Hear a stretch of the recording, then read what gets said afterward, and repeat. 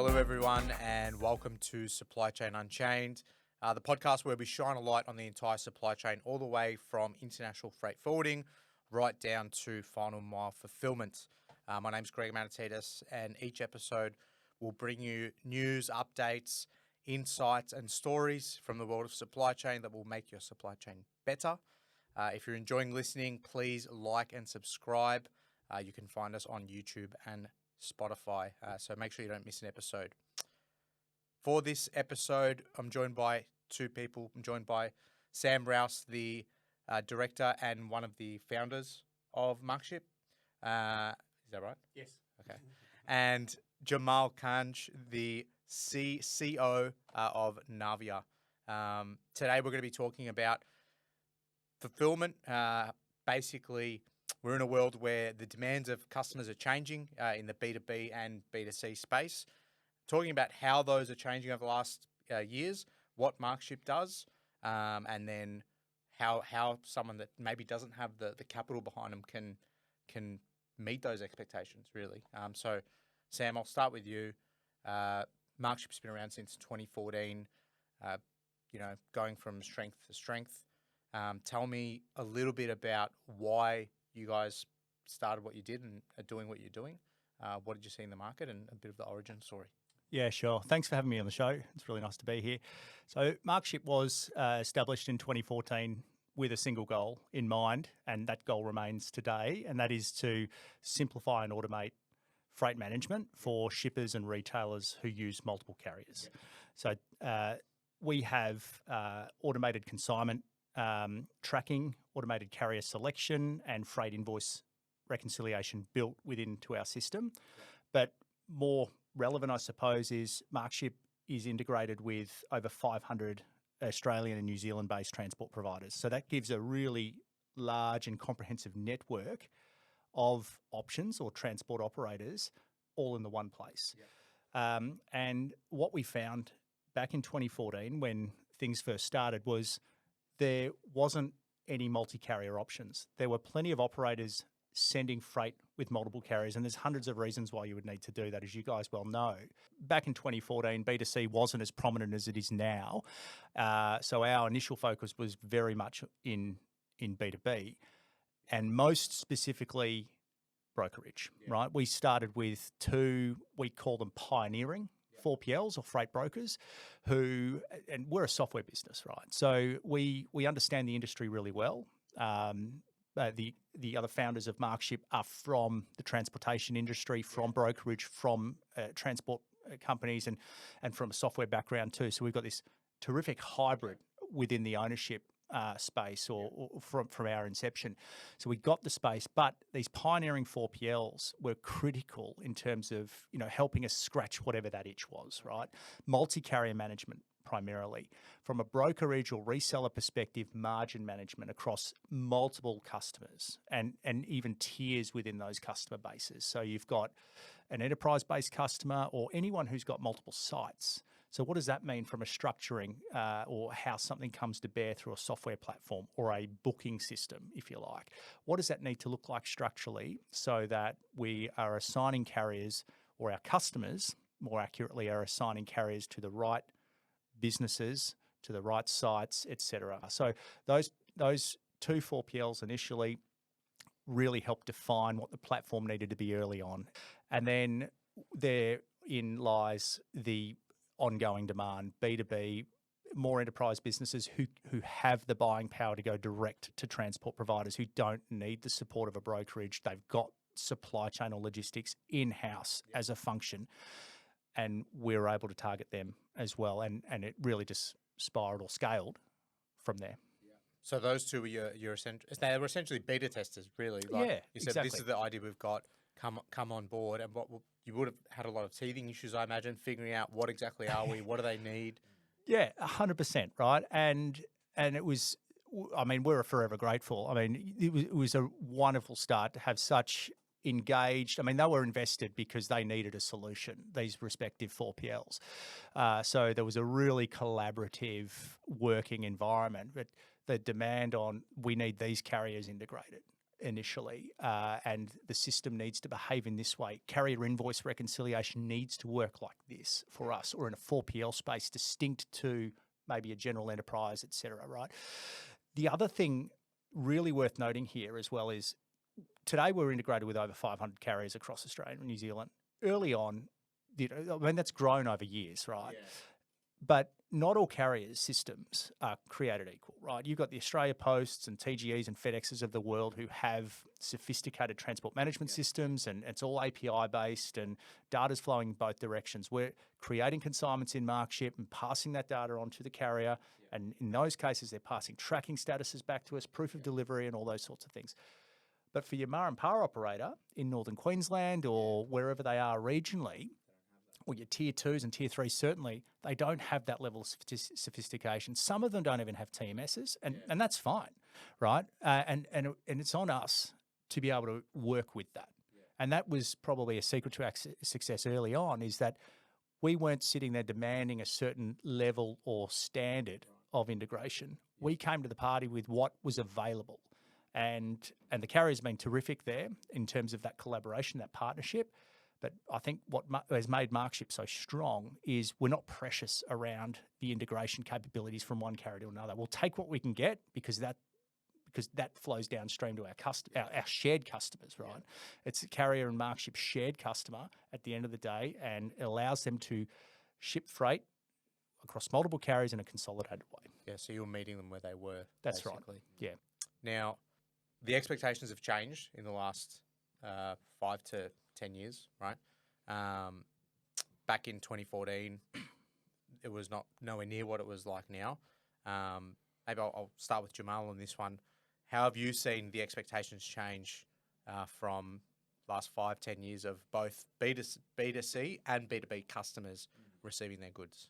Yeah, that's a good question. The B2C space, it's getting product to your consumer as quick as possible. That's the most noticeable difference or change. Where the expectation was 3 days and 4 days, it's now same day, next day, with no limitations on regional or not. So the consumer's behaviour and expectations has shifted, and that B2B space is equally as demanding on turnaround times. But I think the B2B space is a bit more forgiving in transit. Yep. I think it's more about the data with B2B, that strategic data, how you structure their freight in the most cost-effective, reasonable solution, basically. Yeah. Are you maximising your return on packaging, and are you maximising your return on every dollar being spent on more transport? variables probably they care about as well, because they're running a business rather than just someone receiving something to their home, right? Correct. Yeah. So I would say those are the two most noticeable differences, but it does vary from industry to industry. Yeah. Every industry's got its own things that tick or make it tick. Yeah. You have to sort of recognise the consumer's expectations for that particular industry. Yeah. What do you reckon, Sam? Yeah, I tend to agree. I think that, the B2C segment of the market, their expectations are being set by innovation. Chief among those innovators is the likes of Amazon and those types of marketplaces. In the B2B world, everyone in B2B is a consumer on some level, right? Whether it's on the weekend or outside of business hours. And so we're all, I suppose, privy to or recipients of a B2C experience. So that, just naturally changes expectations or filters up to B2B as well, certainly in our experience. But to your point, Jamal, like B2B, you're right, it is a bit more forgiving, right? There's a sense of scale, right, and sustainability there in terms of, and not necessarily environmental sustainability, but sustainability of a model, right, that does scale. Yeah. And you've got contracts and relationships, right? And so you have to have the trade-offs there. Whereas if you're a consumer in your lounge room on your laptop, trying to buy a hoodie or your kitchenware or whatever it might be, you don't care about any of that. You just want your goods as quickly as possible. Yeah. And I think so. There's a very different kind of objectives from those segments at play. But I suppose B2B needs to be mindful of what's happening, because that's where innovation is going to be focused on, is in that B2C space. It's the emerging market. It's where the populace is, and that's where all the funding is really going. And I guess B2B, they're running a business too, right? So they understand maybe more of the greater jigsaw puzzle that goes into actually, doing what we do and fulfilling that order. So they're probably more forgiving from the perspective of, well, I know that you've got this piece of the puzzle here you've got to deal with, and that piece of the puzzle there, and how that impacts that, and just got a better understanding. They're not just sitting, like you said, at home saying, oh, well, where's my stuff, Yes. It'll continue to change once you conquer that direct-to-consumer sort of quick turnaround and meet that customer expectation. It'll shift again. Yeah.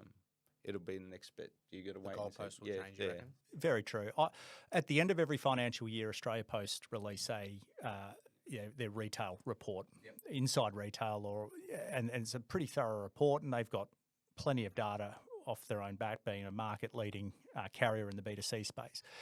And I attended Online Retailer recently up in Sydney, and some of the stats were, I suppose not particularly surprising, but extremely interesting would probably be the best way to describe them. So 70% of consumers would abandon a shopping cart if delivery timeframes were greater than 2 days. So that's current, right? That's current. Then 85% of consumers would rank delivery reliability and speed of delivery as the highest influencer on trust over a brand in the next 5 years.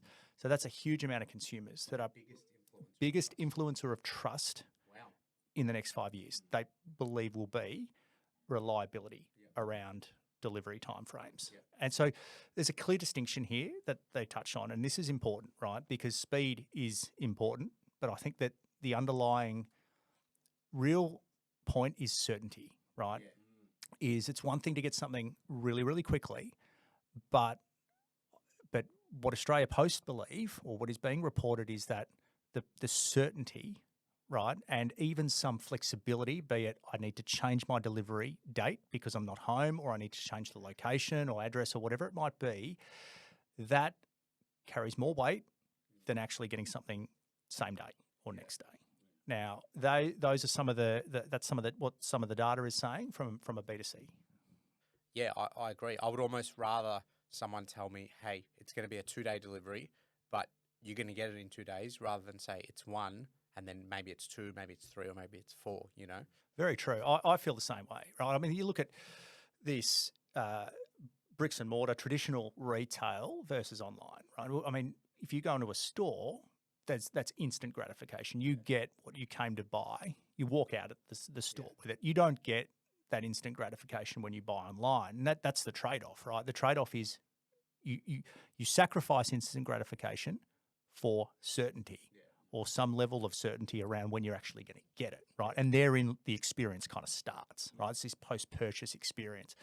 And this is a huge emerging space, right? And this is an area that MachShip, as our software platform, we need to develop in, and because the market is demanding that somebody does. And there are software solutions out there that are very, very good that really look after this post-purchase customer experience, right? So this kind of, software businesses or logistics operators, full stop, we need to be aware of these trends and how they're changing and what are the options out there. Because to build software or to acquire software, or in terms of enhancing, so we want to enhance the product to cover off a post-purchase customer experience, for example, and thus you guys want to bring something like that into your operation and so on and so forth. That's very capital intensive to build it. It's capital intensive and time intensive to acquire it, right, and integrate it. But partnering with those that are best of breed already is, in my opinion, a very sensible and necessary option. it's a very similar path that we've taken within our business. Developing software that we've developed, listening to our customers, listening to where the problem lies, and then developing a solution in tandem with our customer. And it's one of the most satisfying parts of the job, is answering that problem through a solution and then seeing the outcome of that as time goes on. Partnering with the right partners is important for us too, because we don't own, like, as a freight forwarding and supply chain business, we don't own any ships, planes, trucks, so we rely on the people that we choose to partner with to make that happen. And I guess going back to what you said, Sam, where 85% of people say that reliability and delivery time is going to be the most important factor in terms of trust. Of a your brand. brand's trust then is also in the hands of someone else. It's a big point, that trust factor. And I personally, I actively look at customer reviews. All customers that either deal with us or I might be speaking to, it's the first thing I do is I look at their reviews to try and see what could be possible issues within their business that we could answer. Or if it's an existing customer, why are you getting these reviews? Is it something on my side that I might not know about? This is the next question for both of you, which kind of leads in nicely. Let's say you are that business who, you've got a great product and your customers love your product, and you need to boost your reliability by having a reliable service. How can you do that without owning the trucks or or having the carrier relationships and that kind of thing? It's a good question. Australia, number one, is a very big country.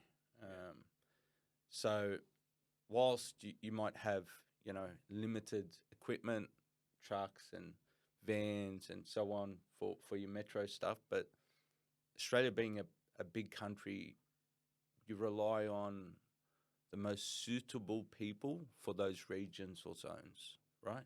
Whether it's a direct-to-consumer parcel or it's a, by pallet to go up to Northern Territory, for example, knowing your turnaround times between your different partners, knowing your reliability or schedule reliability, that information is super, because you sold the dream, right, every time. But being able to go back on that data and proof check it and consistently check it at a fingertip, that's where it's super important, especially up North Queensland and Northern Territory and Northern WA. Those remote, very very susceptible to schedule adjustments. So I was surprised what you said, actually, that even in those regions, people are expecting fast delivery. Because I know sometimes in some locations, a run is done only once or maybe twice a week.